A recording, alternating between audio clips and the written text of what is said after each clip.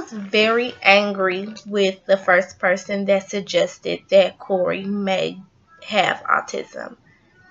He had a speech delay. I noticed that my baby was different when he was about 15 months old. It was like he woke up one day and somebody had flipped a switch and turned him off. That is the only way I can describe his regression. There was words there before, and there was more interaction there before, and then it was gone. And so we went to the pediatrician, and I was telling her, something's different. And she was telling me that, sometimes when kids start walking and the environment is new, they regress a little bit, but then they pick things back up. But he never picked them back up. So we got connected with ECI, and it's very important for your therapist to work with you. It's very important to have a good connection with your therapist, because I did not have that with our first therapist, and it just did not go well. I was not ready to receive the idea that there may be something different about my child. So when she noticed red flags with Corey, I was like, that's just him being a boy. That's normal. And, it's okay that he flaps his hands sometimes when he gets excited. Or it's okay that he lines things up sometimes, because that's just something that he's doing right now. We ended up moving. And when we moved, we got a new worker from ECI. And some time had gone by. I think we got our first worker in July, and we got our second one either October or November. We started seeing her, and so when she brought it up, I was more receptive. I was kind of having the ideas myself that something was different there, and she helped me work to get our diagnosis. I thank God that I had that person to be there with me, because it was a very dark time.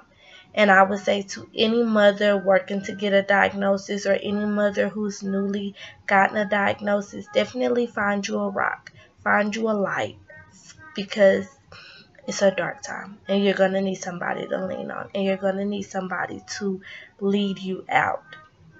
And it's not a short journey. I'm still coming out of the dark place. I still have times that it's hard, it's too much, it's overwhelming. I just wish things could be different sometimes. Not wish that my child could be different, but wish that the world could be different for my child. There is no handbook for autism. There is no God to help you accept the life that you're going into. So you need help. You need a village. You need a great care team. You need therapists that work for you. You need friends that understand.